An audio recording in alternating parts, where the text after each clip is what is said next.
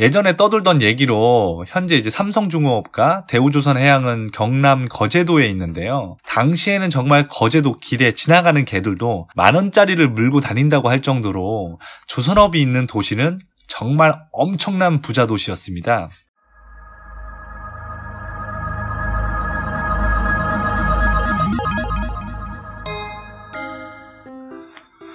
안녕하세요. 소설가 DC입니다. 오늘도 여지없이 찾아왔는데요. 오늘도 사실 준비했던 영상이 있었지만 그 영상은 다음에 좀 올리고요. 왜냐하면 금주에 정말 역대급 이벤트가 터졌죠.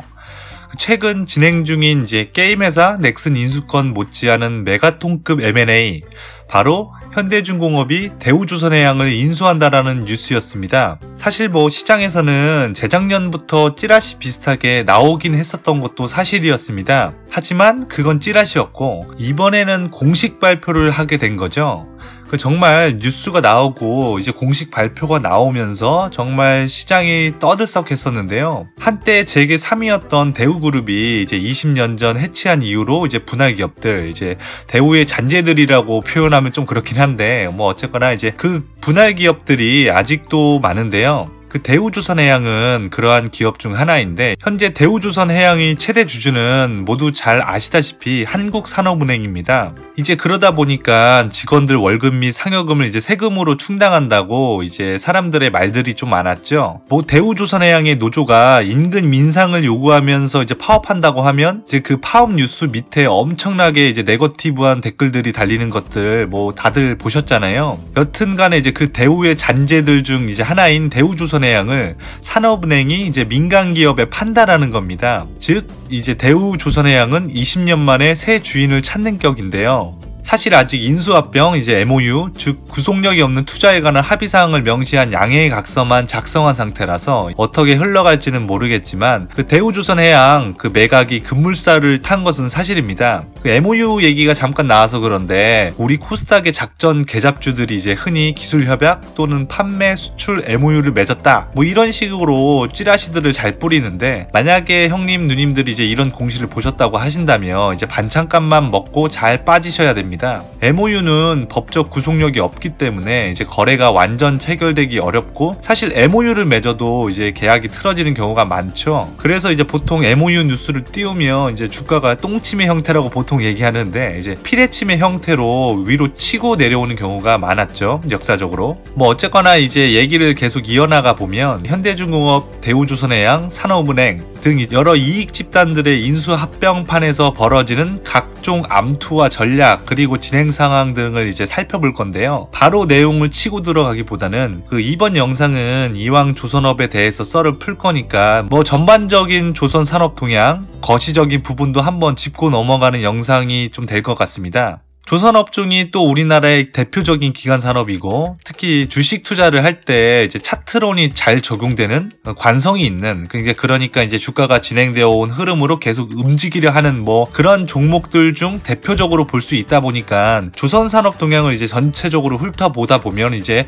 관련 종목들의 주가 흐름에 대한 해안을 가질 수 있는 기회가 될 수 있거든요. 사실 조선 관련주가 최근에 주가 흐름이 좀 좋았는데, 그러던 중에 1월 30일 수요일 날이었죠. 저녁에 갑자기 현대중공업 대우조선해양 인수합병 뉴스가 터진 후에 관련 조선주 종목들이 정말 주가가 춤을 추고 이제 거래량이 터지면서 정말 난리가 난 상태인데요. 어쨌거나 그럼 이제 본격적으로 썰을 한번 풀어보도록 하겠습니다. 다들 잘 아시다시피 조선업은 대표적인 노동집약 산업입니다. 반도체, 전자, 자동차. 자동차는 완전 자동이라기보다는 이제 반자동이라고 보는 게 좀 더 맞긴 하지만 어쨌거나 이러한 산업군은 이제 산업 로봇, 이제 라인벨트 등 이제 여러 자동화 설비로 제품들을 찍어낼 수가 있습니다. 하지만 조선업 쪽은 처음부터 이제 배 나갈 때까지 이제 기계가 아닌 사람이 투입돼서 일을 하게 되거든요.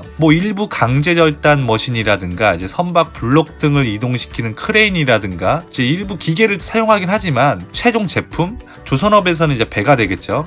방금 말씀드린 이러한 기계들은 이 배를 만들기 위한 주도적인 입장이라기보다는 이제 일부 공정에 사용하는 보조적인 도구일 뿐이고, 결국 사람이 용접을 하는 등 이제 배를 만들 때 사람이 직접 작업을 해야 한다라는 거죠. 그 얘기는 뭐냐?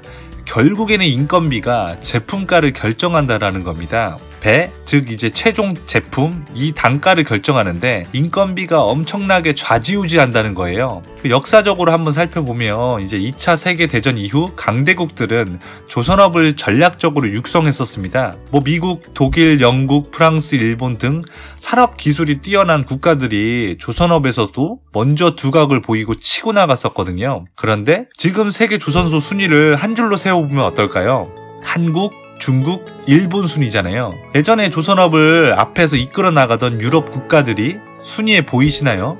안 보이죠? 보통의 정상적인 국가들은 국민들의 사회적 인식 또는 수준이 상승하게 되면 이런 것을 사회관념상 선진화된다라고 보통 칭하게 되는데, 이런 추세 속이라면 사회 전반적인 인건비가 차츰 상승하는 경향을 보입니다. 서양에서는 그런 성향이 어느 정도 진행된 상태이다 보니까 조선소를 운영해서 배를 만들면 인건비가 상당 부분 차지하게 되는, 그 성과가 한국에서 만든 배의 성과랑 비교해보면 가격 경쟁 자체가 안 되는 거예요. 당시 우리나라에서 대표적으로 이제 조선소를 이끌던, 조선업을 이끌던 사람은 현대그룹의 정주영 명예회장이었죠.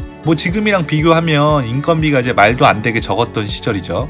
인건비가 상당 부분을 차지하는 배 선가에서 국내 인건비가 유럽 및 일본 국가들의 인건비보다 싸다 보니까 고객들로부터 수주할 수밖에 없는 거예요. 우리 생각에는 기술력에서 엄청 차이가 나면 고기술력의 제품을 찾는 고객들에게 어필할 수 있지 않냐, 그 사람들에게 팔면 되지 않냐 라고 이렇게 생각하실 수도 있는데, 사실 그 당시에는 그렇게 고기술력을 요하는 해양 플랜트라든가 LNG에 대한 고객 수요라든가 이런 것보다는 이제 탱커, 이제 컨테이너 배, 이런 배들을 찾는 고객들이 더 압도적이었죠. 그리고 그 배들은 그렇게까지 고기술력이 필요치 않은 선종들이죠. 물론 최첨단의 기술력이 필요한 방산 분야는 정치적 수주 전략이 적용되다 보니까 이 얘기에서 제외하고 말씀을 좀 드릴게요. 여튼간에 그렇게 왜 하필 한국이 조선업에서 히트를 했냐? 사실 중국도 엄청나게 저렴한 인건비를 내세워서 이제 조선업에 당당히 도전장을 내밀었지만 이건 배라고 말하기도 힘들 정도 수준의 기술력으로 배를 짓다 보니까 배는 제대로 만들고 나서 팔아야 되는데 그것조차 안 된 거예요. 이제 그러다 보니까 이제 수주 경쟁에서 대한민국 조선업에 비교했을 때 이제 상대가 안 된 거죠. 이렇게 조선업의 세대 교체가 진행이 됐는데, 이 조선업의 세대 교체를 이제 상징적으로 보여주는 이제 말매의 눈물 사건이 있는데, 요것에 대해서 잠깐 말씀드려 볼게요. 2002년 스웨덴 말메시의 코쿰스 조선소가 폐쇄되는 과정에서 이제 가지고 있는 시설과 장비들을 모두 매각하게 되는데요. 그 당시에 소유하던 높이 140m, 중량 7,000톤의 초대형 크레인을 국내 현대중공업에게 매각하면서 말메시에서 상징적이었던 크레인이 철거하게 될 때 수많은 말메시빈들이 눈물로 지켜봤다라는 그 사건인데요. 세계 무대에서의 조선업의 어떤 세대 교체를 상징적으로 보여주는 사건이었죠. 여튼간에 그렇게 대한민국 조선업은 명실상부 세계 조선업의 선두로 치고 나서면서 자원이 없고 내수 시장이 작다 보니까 이제 울며 겨자 먹기로 수출 산업에 목을 매야 하는 대한민국의 효자 노릇을 톡톡히 하게 되고, 그러면서 이제 가파르게 성장하게 됩니다. 많은 분들이 기억하는 IMF 때에도 조선업은 화랑이었고 외화벌이에도 큰 몫을 했었죠. 그리고 이어 2000년대 초반 2007년도 때 국내 조선업은 정말 최고 화랑기가 찾아오게 됩니다. 중국이 정말 가파르게 성장하면서 이제 중국 내 산업, 원자재 수입, 완제품 수출 이런 것들 등이 이제 폭발적으로 커지게 된 거죠. 그렇게 중국이 세계의 공장 역할을 하고 이제 그 산업 규모가 커지면서 이제 물동량이 증가하고 물자를 싣고 날라야 될 거지 않습니까? 그런 관련 해운업과 조선업이 급격하게 성장하게 되는 거죠. 그때 때마침 앞에서 말씀드린 대로 가격 경쟁력에서 밀리는 유럽, 조선업이 사양산업이 되는 일본 등 여러 주변 조건까지 정말 적절하게 맞아떨어지면서 국내 조선소가 마치 시장에서 선택받은 존재처럼 세계 조선업을 캐리하게 됩니다. 국내 빅3 이제 현대중공업, 대우조선해양, 삼성중공업 있죠. 이런 회사들 뿐만 아니라 중소조선사들까지도 이제 물량이 폭발적으로 이제 늘어나게 되면서 말 그대로 세계의 돈을 쓸어 담게 되는 거죠. 예전에 떠돌던 얘기로 현재 이제 삼성중공업과 대우조선해양은 경남 거제도에 있는데요. 당시에는 정말 거제도 길에 지나가는 개들도 10,000원짜리를 물고 다닌다고 할 정도로 조선업이 있는 도시는 정말 엄청난 부자 도시였습니다. 그렇게 영원할 것만 같던 조선업의 호황은 2008년 리먼 브라더스 사태가 터지면서 점차 삐그덕대기 시작하는데요. 리먼이 파산하면서 미국 및 전 세계의 금융거래와 실물 경제가 마비되었고 해운사 대금 지급, 조선소의 수주금 지급 등 돈을 받아야 관련 조선업종의 회사들을 운영할 수가 있는데 이 돈줄이 막힌 거예요. 그러니까 유동성이 꽉 막힌 거죠. 제 끝을 모르고 팽창하던 그 조선업의 거품이 터지기 시작한 겁니다. 대형 조선소들은 그나마 들고 있던 유보금 등 이제 유동성 규모가 좀 있으니까 버티는데 이제 중소형 조선소, 해운사들은 유동성 확보가 어려우니까 이제 낮아빠지기 시작한 거죠. 관련 업종의 수많은 직원들이 거리로 내몰리게 됩니다. 시간이 지나다 보니까 사태가 점점 심각해지기 시작하는 거죠. 이제 몇 년치의 수주량을 확보해놨던 대형 조선소들조차도 이제 선주들이 수주를 취소하거나 연기를 시키고 신규 발주도 안 하는 이런 상황이 지속되다 보니까 옛날에는 이제 단가가 안 맞는다고 이제 수주를 안 하던 벌크선도 억지로 수주해서 이제 진행하게 되는 거죠. 또한 이전에는 이제 조선소들끼리 이제 어느 정도 가격 입찰 하한선을 정해가지고 저가를 수주하지 않기 위해서 약속을 한 거죠. 이런 이렇게 서로 합의했던 부분조차도 일단 내가 살아야 되니까 이제 그 약속을 이제 깨고 안 지키고 이제 저가 수주로 이제 막 입찰 들어가면서 뭐 이러면서 조선업 장기부랑 악순환의 고리가 형성되게 된 겁니다.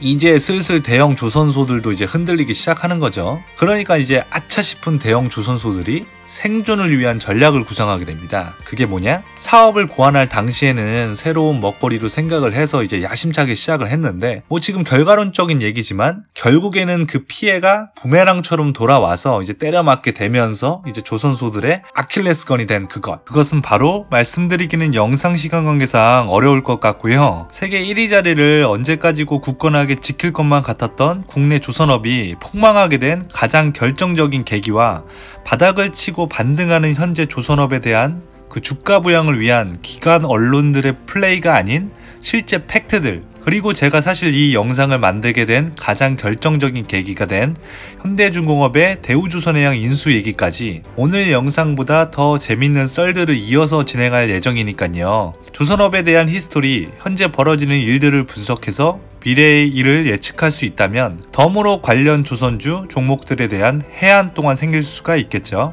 주가가 올라간다, 내려간다, 뭐 이런 것들도 알 수 있을란가요? 뭐 어쨌거나 다음 영상도 기대를 좀 부탁드립니다. 예, 오늘은 여기까지 하겠습니다. 지금까지 영상 시청해주셔서 감사합니다. 좋아요 및 구독 버튼 한 번만 좀 클릭해주시면 정말 진심으로 영상을 만드는데 큰 힘이 될 것 같습니다. 예, 다음 시간에 봬요. 감사합니다.